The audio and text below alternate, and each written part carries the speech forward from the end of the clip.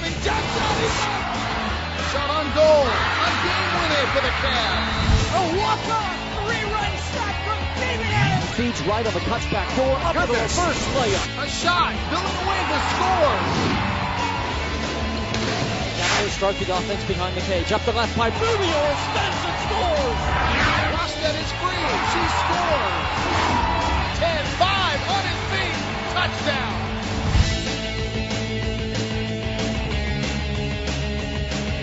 Cavalier Sports Weekly is presented by the Virginia Lottery. The Virginia Lottery, helping Virginia's public schools. And brought to you in part by Geico. 15 minutes could save you 15% or more on car insurance.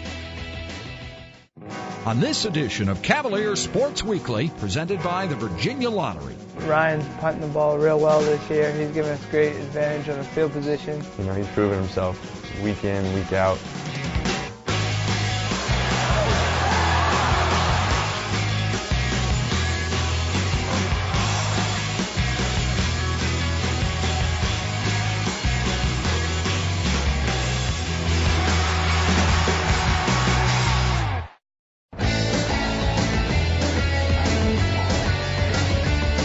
Hi, I'm Alan Billy, number 94 on the football team. Today on Cavalier Sports Weekly, we've got football, basketball, and a feature story on two of my teammates. But first, here's your Play of the Week. The Play of the Week is brought to you by SunTrust Mortgage. We make the American dream come true every day. 25-yard line, Virginia's been getting pretty good field position here. Good. The Cavs go after it in the block. I think Seidenberg got it. Josh Seidenberg again, his third career block. I think earlier this season I've been trying to force it too much because I've been trying to kind of repeat what happened last year. And this year this game I just kind of let it go and said, just let what happened what's going to happen. And I beat the long snapper, and from there I was free. Stay tuned. Virginia game highlights are coming up next. Cavs are going to get him the blitz and the tackle.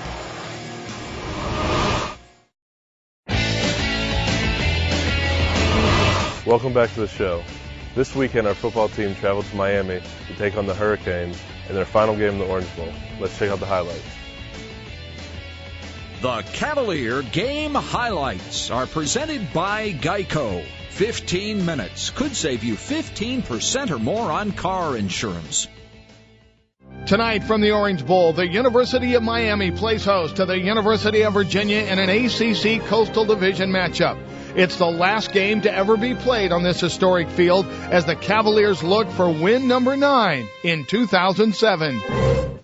Right hand off Michael, looking for the block, and Michael tries to turn his shoulders. He broke it secondary. 45-50, 45-40. Michael running 35-yard line, and finally tackled down to the 33. And Sandy is in motion.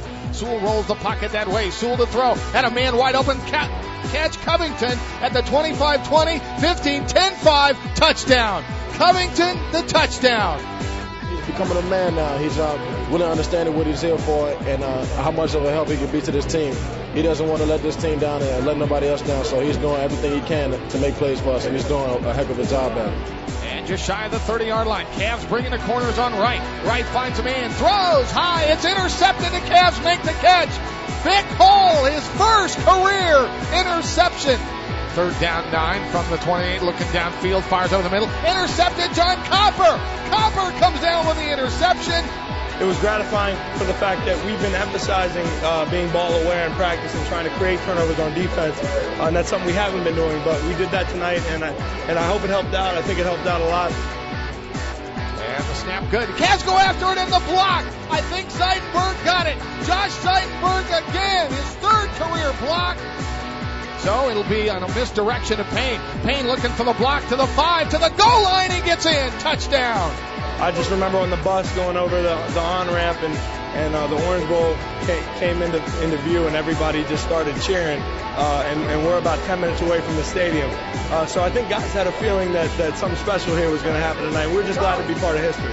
Wants to throw over the middle. He's got a man, Jenkins, and it's going to be intercepted again. The ball kicked up. Cavs 40, 35-30. Glaspie 25. Out of bounds. 20-yard line. Gold, 13 of 16 on the year. Snap back, ball down, kick up. I don't expect him to miss all night. So it'll be Sewell out of the shotgun again. And Sewell will keep the football. Sewell will pump fake. And no, it's going to be at the 1 yard line. He found the tight end. Jamil sneaks, touchdown.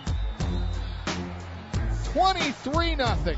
It'll be Stupar in motion, far side. Sewell under center, play fake again. Tight end, the catch, 20, 15, 10, and out of bounds at the 5 yard line. You got to be kidding me. Cavs will go power package again. Rashawn Jackson in at fullback. Michael the tailback. Jamil's going to hand off. Michael, goal line, left side, touchdown. We did talk during the course of the week about asking everybody to define in their mind what extraordinary effort meant and what extraordinary performance meant. And clearly many players gave us one of those kind of performances tonight. Receiver right, 2 left, blitz coming off the corner, right looking to throw. Cavs are going to get him, the blitz, and the tackle back at the 37 yard line. It was Nate Lyles with 4 wide, 2 left, 2 right. Jamil direct snap. He's going to run. Sewell 40, 35, heads to the 30 yard line and knocked down. Covington goes in motion. Play fake. Sewell wants to throw. Looks, man wide open to catch. Covington 20, 15, and down to the 13 yard line. 2 tight ends set. Michael the lone running back. Play fake. Sewell in the pocket. Gets the tight end the ball. 10-5. Phillips dragging tacklers. Knocked down 1 yard line. And 2 back to protect. Misdirection. They give it to Michael. Waltzes in. Untouched. Touchdown, Virginia. Nobody touched him. We wanted to go out and prove that we were going to play one play at a time, and we came here to win rather than to keep from losing. And there's certainly a distinct difference, and players really embraced that idea all week long. Man in motion behind right under center. They're going to give it to James. James looking for the first down. Oh, and he didn't get it. He got tackled. Copper and Lyles. Lyles got him first. Copper finished him off. Lyles got in the backfield on a run blitz. Oh, what a terrific play. Lyles got there first, and then Copper finished him off.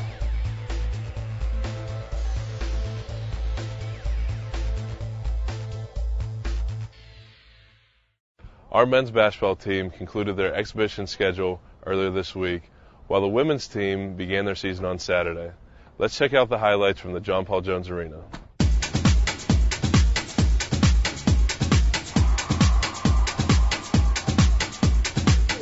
Yanni out front, Adrian. Adrian wants the 3. Got set. Bottom. Darren Williams on the front line, 2 for Carson Newman. Singletary wants the 3. Got a good look. Good. Singletary, right side, Mamadi. Mamadi at the wing, and he adjusts. Pulls 3. Nope, just inside the line. We were physically better, and as a result, we were able to get some things. But at the same point in time, we looked a little bit more cohesive than I actually thought we would. We've been so disjointed since we started practice. And then when the guys came off the bench, we kind of maintained ourselves at a level. There wasn't really any drop-off. Drives the window, good. Hot. The layup high off the window by Calvin Baker. Singletary's on the bench right now. Zaglinski at the wing. Sam wants the 3. Good. Nothing but rope for him. Sammy was very active with passing lanes and deflections and steals, and he really can see the game, see the floor, and find people. And actually made a couple of shots. Wing right side, Calvin Baker. Baker off the bounce. Baker inside the feed in the jam. Adrian Joseph goes up the ladder. Calvin, I thought, really did a good job. Was solid on defense, and yet, he kind of led the break and finished the break some. He kind of get into the teeth, and that's good from him. And Mustafa did a good job as well of being active and making shots as well. And our team, and even hopefully more than last year, has a number of guys that can make shots.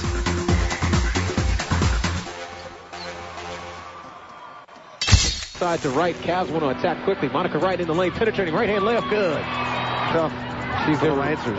They're returning leading scorer there as the Cavs go backdoor to a cutting snowball. Layup good. Commercial break, 14-22. Virginia up now 4. Monica Wright driving in from the right side. And Kristen London will drive in lane. Dumps off to a cutting Robertson. Layup good. And the foul. I felt like we played very well in the first half. We could have played a lot better in the second half. We just didn't have the same help side defense wasn't as good. We weren't as active with our hands. We rebounded the ball a little bit better. It still wasn't as good as it needed to be. And Longwood gets execution. They trail by 10, 22-12. Back the other way. It's London pulls up the pin. Short. Goal will come off the screen.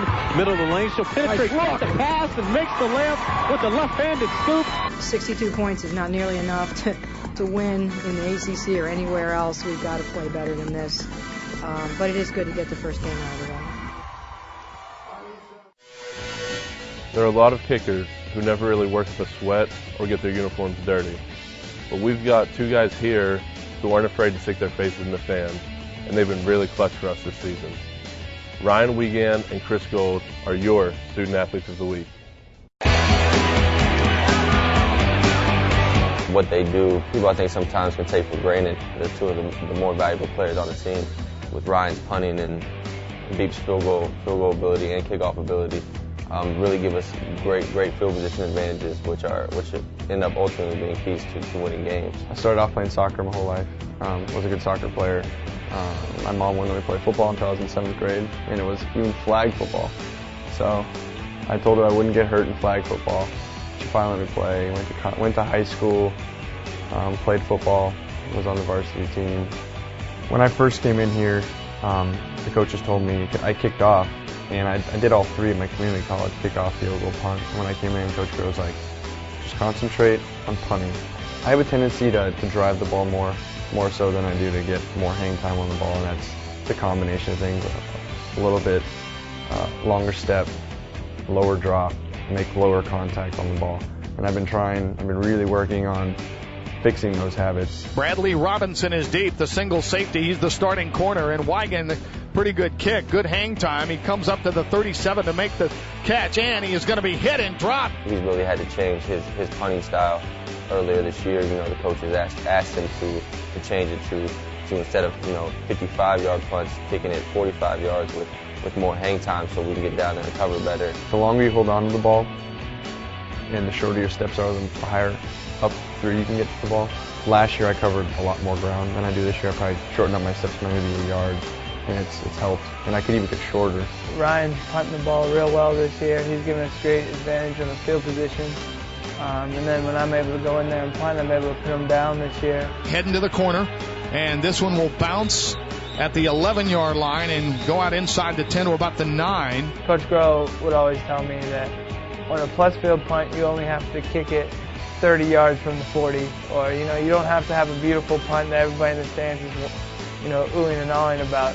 You just have to control the distance so it goes down into about the 5-yard line, and then hopefully we'll get a good bounce. Beats the all-time career short, the punts down inside the 20, inside the 10 or whatever. So if I'm a head coach, I'm going to play Beep too. My nickname is Beep, and I got that from my grandfather when I was real little. He was in a wheelchair, he had cancer, and I'd climb up on him and he'd tap me in the nose and say Beep, and I'd laugh at him, and he passed away. I think he was a little close with his grandfather, and so he started telling people he was beefing, and he wanted to be called Beef, and from then on I guess it just stuck, and so everyone just calls him Beef. 51-yard kick for Chris Gold, and it's going to be good. Obviously, I've been able to take advantage of the field goal attempts I've had this year. The change in the technique has helped a lot, but Vic and Danny Aiken have done a great job all year. And I think with the little added help of the special teams, it really just boosted us up into the upper echelon of teams in the ACC. A lot of people think, field goal kicking is just being consistent, day in and day out, which it is, but it's hard to be consistent when you're not feeling the same every day. You have to make adjustments. Sometimes on kickoff you have to be 6 inches back, further on your steps, or sometimes you have to be 6 inches further up. And the same for field goal. They know they go in with the game on the line and the game in their hands, and they either do their job and it's right because that's what they're supposed to do, or they mess up and they kind of get the blame for everything. Chris Gold to try to win it for Virginia. Snap back, ball down, the kick is up, it is long enough, it is good! Against Middle Tennessee State, he told me it's going to come down to a field goal. At halftime, he said it was going to come down to a field goal. Obviously, he'd been ready since halftime. He drilled it right down the middle. I want the opportunity to make the big kick. It's my job to go out there and make field goals.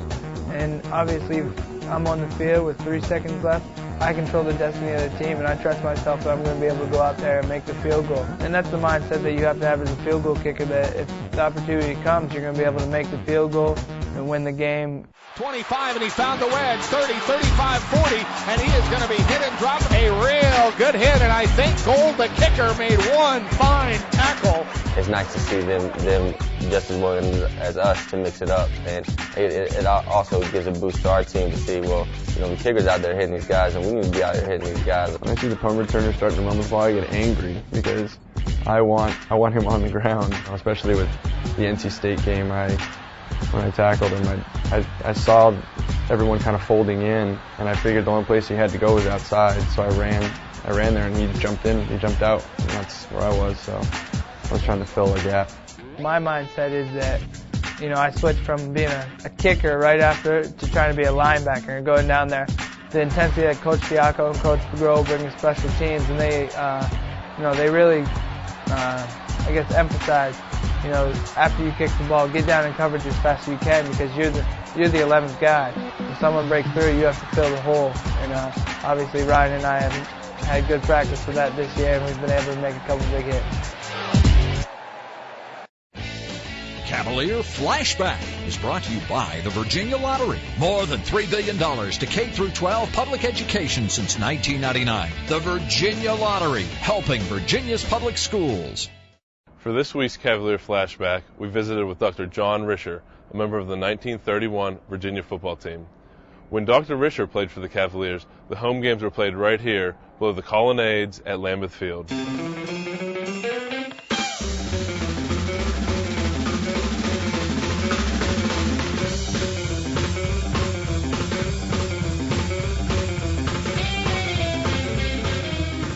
As far as I know, the biggest crowd we ever had was 10,000, and that was when President Coolidge was here.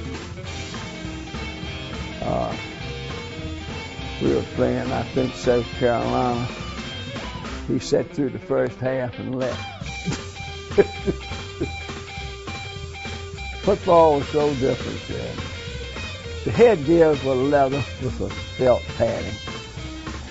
No face mask. Unless you broke your nose. And then they'd figure some way to give your nose some protection. Shoulder pads were small, didn't have any back pads. Hip pads came up to about here, and they weren't very good. We didn't place kick, but we drop kicked. I remember quite well, we were playing Richmond sometime in the mid-20s. We won the game 9-0. Benny Arnold kicked 3 drop kicks, and they're pretty long. They're drop kicks too. But the ball then was more like a basketball. You couldn't pass it, but you could drop kick it. I think I'm the last person who ever played football, a living. I kept up with a few of my teammates until the end.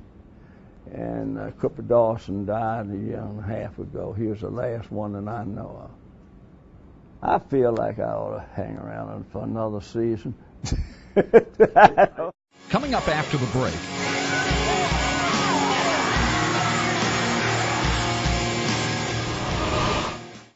Our women's soccer team is playing in the ACC tournament this week.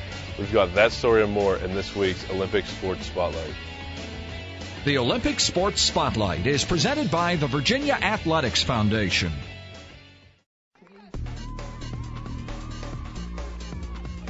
I didn't think we were winning enough of the 50-50 battles. I thought we were getting beat to the ball.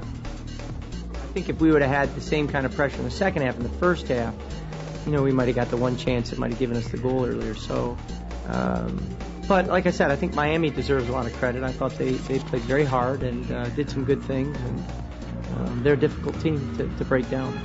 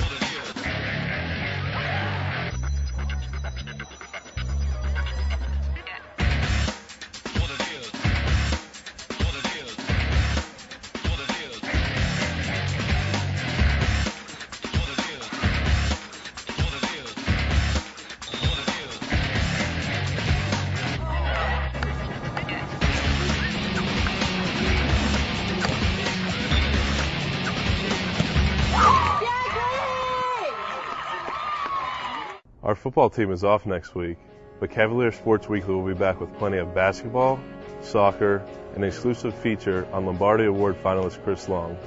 Until next week, go Hoos. Cavalier Sports Weekly is presented by the Virginia Lottery. The Virginia Lottery, helping Virginia's public schools. And brought to you in part by Geico. 15 minutes could save you 15% or more on car insurance.